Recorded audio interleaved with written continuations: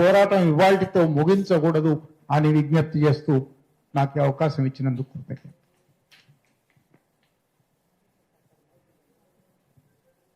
నాగేశ్వర్ సార్కి మైక్ ఇచ్చే ముందు నేను ఒక్కటి, వేణు సార్ చెప్పిన దానికి ఒక చిన్న కొనసాగింపు గుర్తొచ్చింది నాకు. నేను మాట్లాడకూడదు అనుకున్నా, అది చెప్పడం కోసం మాట్లాడుతున్నా. అయితే మనం ఏమనుకుంటాము, ట్రోల్ చేసిన వాళ్ళ పేరు చెప్తే వాళ్ళది మనం స్క్రీన్ షాట్ తీసి లేకపోతే అక్కడికి వెళ్ళి రిప్లై ఇచ్చి, ఇప్పుడు అన్నారు కదా ఒక ట్రోల్ చేస్తుంటే ఎందుకు ఎవరు రెస్పాండ్ అవరు అని చెప్పి, ఎవరైనా మనకు మద్దతుగా రెస్పాండ్ అయితే వాళ్ళని బూతులు తిడతారు.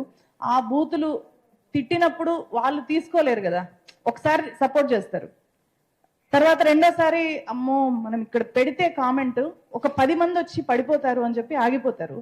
అయితే అక్కడ ఎవరైనా నా మీద ఒక ట్రోల్ పెట్టారు, అక్కడ నేను వెళ్ళి స్పందించాను అనుకోండి, అది వాడికి ఆ రోజు చాలా గొప్ప విజయం, పండగ, వాడికి వాడి సమూహంలో ఒక గుర్తింపు. ఎస్, చెప్పారు కదా ఆర్గనైజ్డ్ గా జరుగుతుంది అని చెప్పి.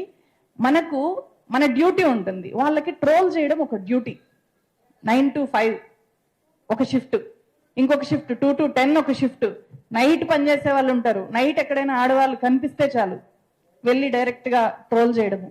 సో ఒక్కొక్కడికి 10 అకౌంట్లు ఉంటాయి. నా ఫేస్బుక్ కింద ఏ పోస్ట్ కింద చూడండి, మళ్ళీ కూడా వచ్చి చూసావా ఒక్కడైనా నీ మొహానికి పాజిటివ్ కామెంట్ పెట్టాడా అని ఉంటాయి. అవన్నీ కాపీ పేస్ట్ అట్లాంటి రికార్డులు నా దగ్గర చాలా రికార్డులు ఉన్నాయి. ఎన్నెన్ని ఏ ఐడియాలతో ఎన్నెన్ని కాపీ పేస్ట్ మెసేజ్లు, దాని నిండా వాడికి అక్షరాలు కూడా రావు, అన్ని స్పెల్లింగ్ మిస్టేక్స్. సో ఇది వాడు ఎవరైనా స్పందిస్తే, చూసారా స్పందించింది తులసి చందు స్పందించిందిరా శబాష్ అని చెప్పి అక్కడికి వెళ్ళి నువ్వు గుర్తింపు పొందావు అని చెప్పి వాడిని హీరోని చేస్తారు. సో వాడికి కావాల్సింది అదే, వాడికి కావాల్సింది. మనం ఏమనుకుంటాము, ఎవరైనా అంటే ఈమెని ఇంతగా ఘోరంగా అవమానించారు అని చెప్పి తెలిస్తే వాడు షేమ్ ఫీల్ అవుతాడు అనుకుంటాం. నో, వాడు చాలా గొప్పగా ఫీల్ అవుతాడు. వాళ్ళకి కావాల్సింది అది. ఎందుకంటే రీసెంట్ గా మనం ఒక ఎగ్జాంపుల్, అభిజిత్ దీప్కే మీద దాడి జరిగింది కదా జైపూర్ లో. ఆ దాడి జరిగిన తర్వాత ఏం జరిగింది, ఆ మరుసటి రోజు ఎవరైతే దాడి చేశారో వాళ్ళకి పెద్ద సన్మానం జరిగింది. That is the reality. మనకది మీకు ఆఫ్లైన్ లో కనిపిస్తుంది కాబట్టి అది చెప్తున్నా. ఆన్లైన్ లో ట్రోల్స్ కి జరిగేది కూడా అదే.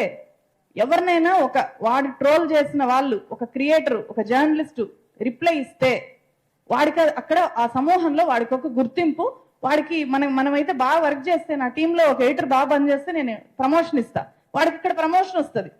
ఎస్, నువ్వు ఒక గొప్ప ట్రోలర్వి నువ్వు. ఇంకా అట్లాంటి వాళ్ళని మళ్ళీ ఐటీ సెల్ హెడ్స్ కూడా అవుతారు. ఇలా ట్రోల్ చేసుకుంటూ ఐటీ సెల్ హెడ్స్ అవుతారు. తర్వాత ఎమ్మెల్యే టికెట్లు కూడా వస్తాయి. సో వాళ్ళ లక్ష్యము, పొలిటికల్ లక్ష్యాలు వాళ్ళకు ఉంటాయి కాబట్టి వాళ్ళకి ఇది ఒక వృత్తి, వాళ్ళకి డబ్బులు వచ్చే వ్యవహారము. సో వాళ్ళని మనము అక్కడ బుక్ చేయాలి అని అనుకుంటే వాళ్ళకి అది ఒక గుర్తింపు లాగా వాళ్ళు ఫీల్ అవుతారు అనమాట.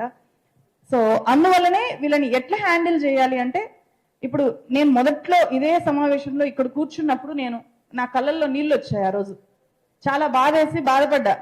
ఆ తర్వాత ఒక రాయి అయితే బాధపడతాము, పడుతూ ఉంటే ఏమవుతుంది, రాటు తేలిపోతాం. ఈరోజు ఒకటి కాదు, 1000 మంది ఒకేసారి ట్రోల్ చేసినా ఏమన్నా కూడా ఏమి పట్టించుకోకపోగా ఒక్కొక్కసారి ఆ ట్రోల్స్ చూసి నవ్వుకుంటుంటా. వాడు పచ్చి బూతులు అంటుంటాడు, చాలా ఘోరంగా ఫోటోలు చిత్రీకరిస్తుంటాడు.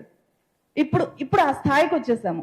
నా రిక్వెస్ట్ ఏంటంటే, ఇది చూసే అంటే విప్లవ్ శ్రీ లాంటి వాళ్ళు, అస్మా లాంటి వాళ్ళ పిల్లలకి అలాంటి అమ్మాయిలకి జరిగేది చూసి ఇలాంటి ఆడపిల్లల పేరెంట్స్ అమ్మో నా బిడ్డని జర్నలిజంలోకి పంపకూడదు అని ఎక్కడ ఆలోచించి ఆ పిల్లల్ని ఆపుతారో అని చెప్పి మేము ఈరోజు ఈ సమావేశం పెట్టాం. ఏ ఆడపిల్లని దీంట్లోకి రాకుండా అడ్డుకోకూడదు అనేది ఇక్కడ ఉద్దేశం. అమ్మాయిలు ధైర్యంగా రావాలి. ఎందుకంటే వాళ్ళ ఏజ్ తో పోల్చితే విప్లవ్ శ్రీ మాట్లాడిన మాటలు చాలా మెచ్యూర్డ్ మాటలు.